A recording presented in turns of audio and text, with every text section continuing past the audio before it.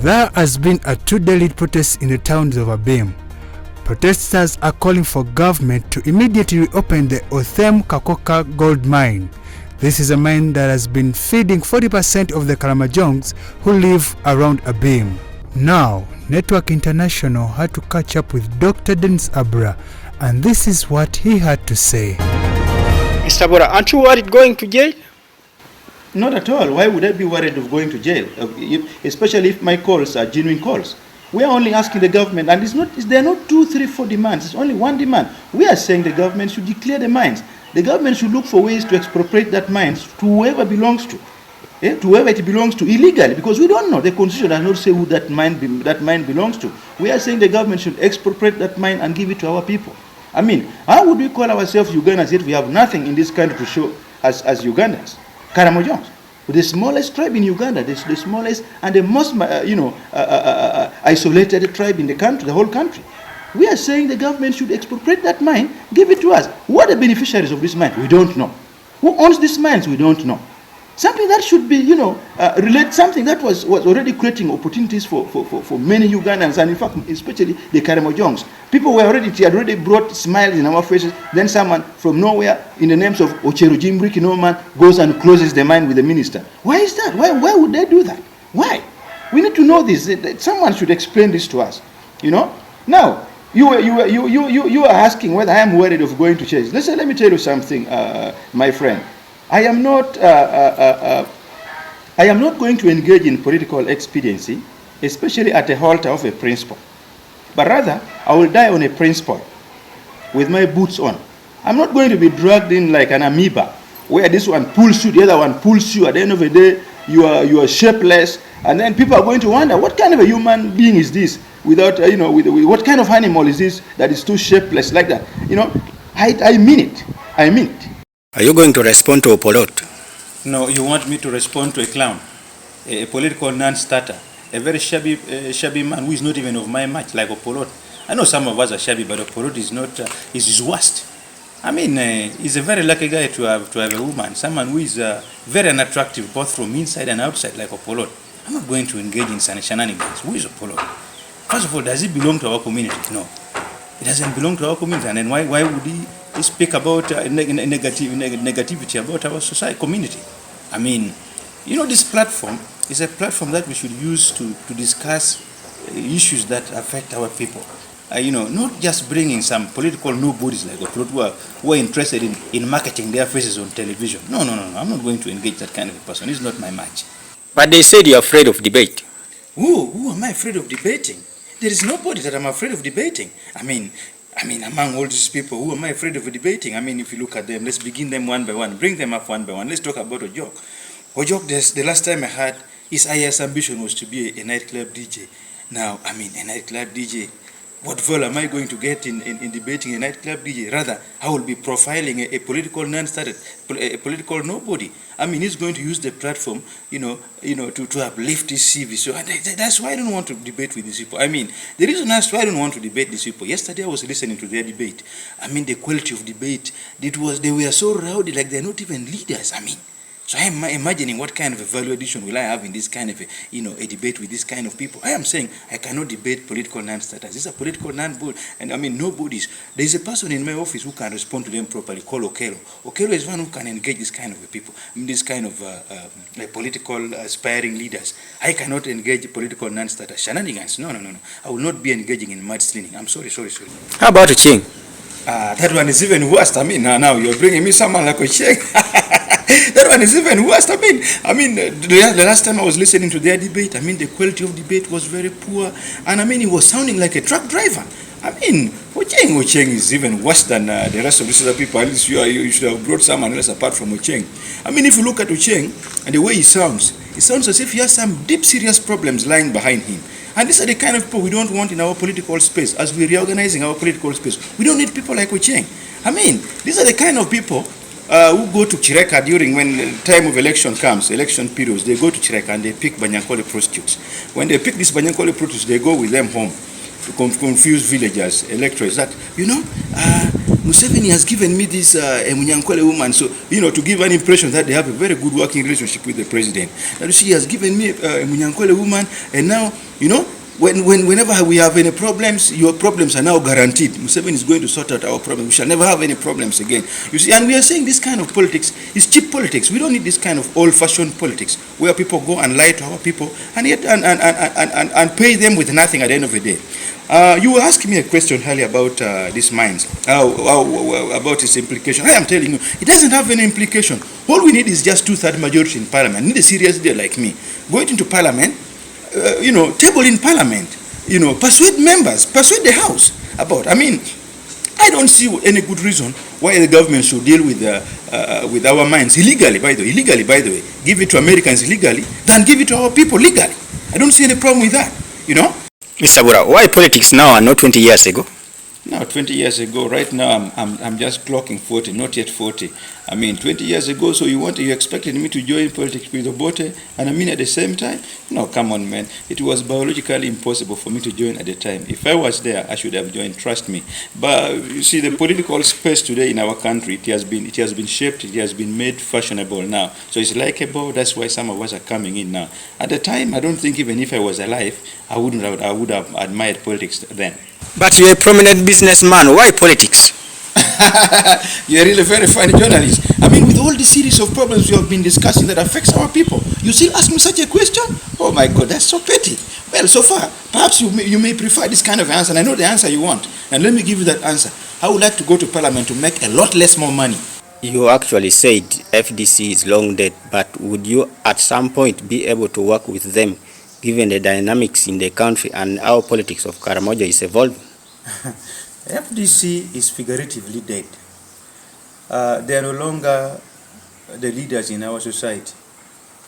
They are no longer the thinking tank of our society.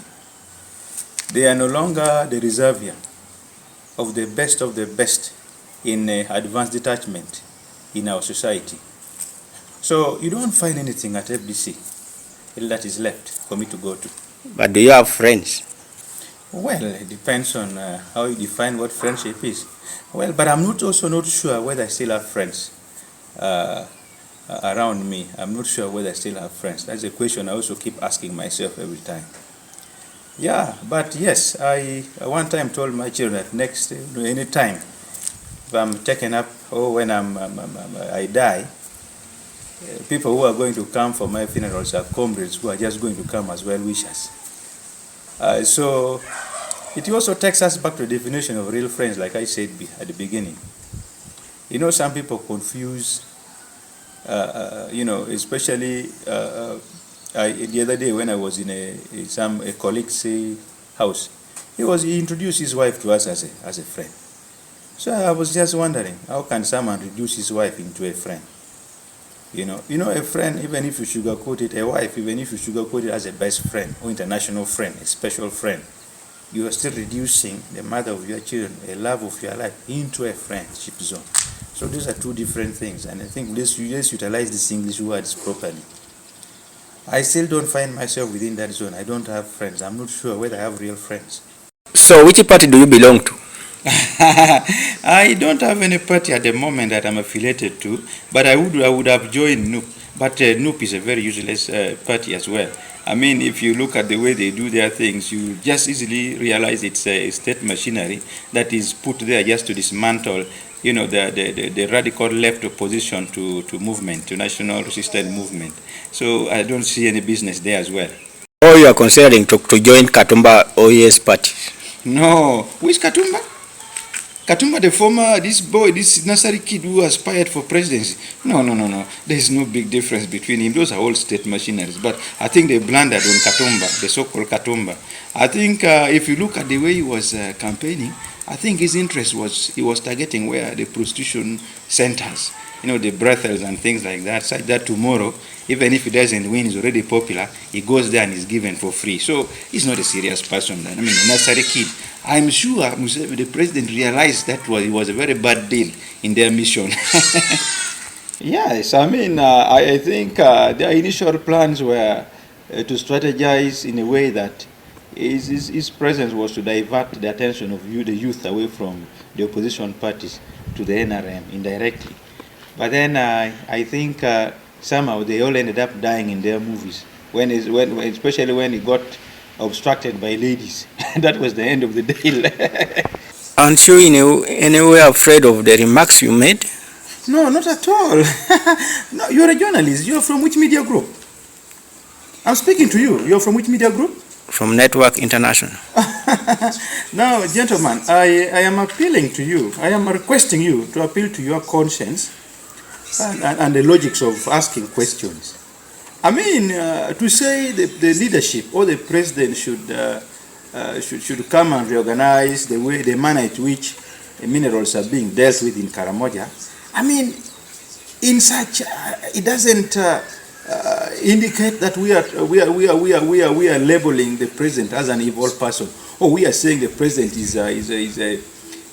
as a case to answer in police or something like that. We are only pointing at the moral invalidity in the manner at which minerals are being dealt with in Karamoja. Why don't we do it the way the oil in Hoima was handled, and rather than dealing with the minerals in Karamoja in a mafia way? I mean, that's what we are. That's what concerns me. And next, you were asking a question. Hello? I'm not listening. Speak louder. Hello?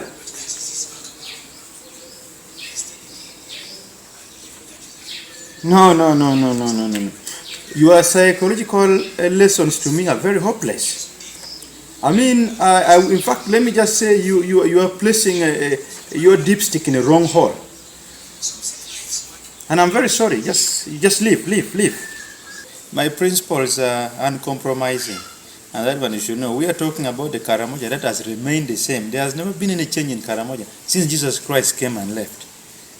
So, to say all this or to raise all these concerns, then it should not label me a criminal. It would be wrong for someone to think I'm fighting the government. No. And then again, you know, some of you MPs think NRM went to war to fight for you to, you know, to date Banyarwanda women. That's not what NRM fought for. They did not fight for you to go and date Banyarwanda women. That's why most of you, all of you that come to parliament, especially males, you think the first thing to do is, first of all, to get a Banyarwanda woman, to have that bonding, to create that bonding with the leadership. That's not what NRM fought for. Yes, my sister, my principles are uncompromising. And these things of dating Banyarwanda women, and then you think it's what NRM fought for. NRM did not fight for that. You know, we are saying Karamoja has remained the same since Jesus Christ came and left. And there has never been any change in Karamoja. And there's nothing you can dispute about that. You know, I am not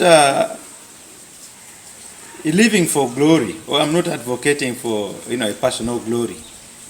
I am standing in for the strategic objectives that affects not only, you know, many of which affects all of us as Ugandans in general, and not only Karamojons. And I think my point is very clear. All these irrelevant questions you are throwing here and there, it's not making sense to me. Thank you very much. How will you gain support from the government when you are fighting alone and spitting fire on the same government? No. We are dealing with a very difficult and very different political animal here. There is no project that I've ever started in this world that has failed. Trust me. I mean, 1986 did not need all the masses of our people. It was only 26 members who went, and 2 minutes, it was a turning point. So I am saying, what we are fighting for is just something petty. We are talking about minerals, reorganizing the political space in Karamoja.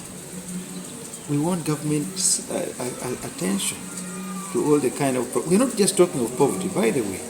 We are the only community or society in Uganda that do not read about poverty on radio station or on newspapers.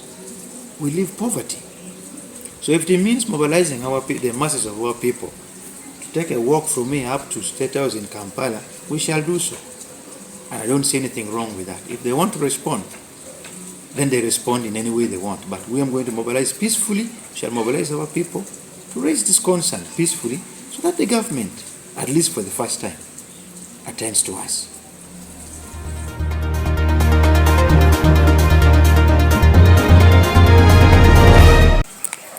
The Office of the United Nations High Commission for Human Rights says that over 50 Ugandans lose their lives every time there is a strike in Uganda. And the majority of these, some of them are children who have died under the consequences of police response to the strikes. So the question is not necessarily one of just geopolitics. It's also a moral question of loss of innocent lives. And doesn't this matter to you? It does. There will always be casualties, especially in strikes that are not properly planned. Especially when the leadership of your country does not want to take into consideration the interests of the particular, protesters. Well, I am very sympathetic with the civilians who have lost their lives in the previous strikes in our country, and I am not proud of such. Unfortunately, it's a strike, so there will always be casualties. It's very unlikely that you are going to win the election. Let's be honest. No, you are being very unscientific. I mean, and you are trying to be religious. Allow the people to go and vote. What is the point of going into election that you already know the results? We are saying we are going into election, and I'm campaigning very hard to win this election so that I get the power to deliver, the socialist program to our people. I put it to you that as a responsible leader, your utterances now, you sound like a person who is calling for war, not for protection of democracy that you claim to be fighting for. Is that what you essentially want? Now, as a journalist, I expect it to sound better than that. I mean, that's why I think you even have very few listeners and followers of your radio talk show. What do you mean by that? What do you mean by I want to destroy? I think you just want to use my face to market your show, to market your career, in fact. You're just trying to be petty and being myopic all through, and I think we're not dealing with a serious issue here. We're dealing with an elder who is struggling with ageism. What do you mean by I want to destroy our democracy? I mean, if you have nothing to offer, that's why I think you're even putting on your glasses to confuse people that you are intelligent. You must be related to Andrew Mwenda. That's why I see you have been all along sounding like a scratch seat. Critics have said you seem to have taken over the responsibilities of your area MP. What's your take on that? Well, the area MP seems to have relegated his duties to whom we don't know. His aims are to collapse our constituency and undermine the democratic projects of our society.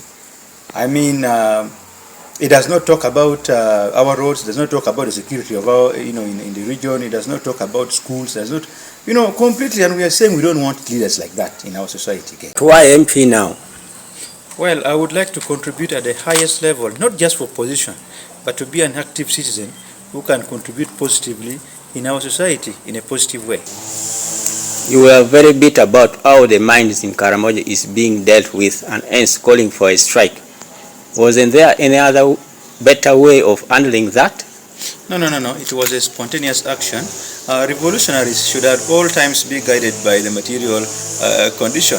The so-called mining free zone in Karamoja, eventually the message has reached the executive, and we're happy for that.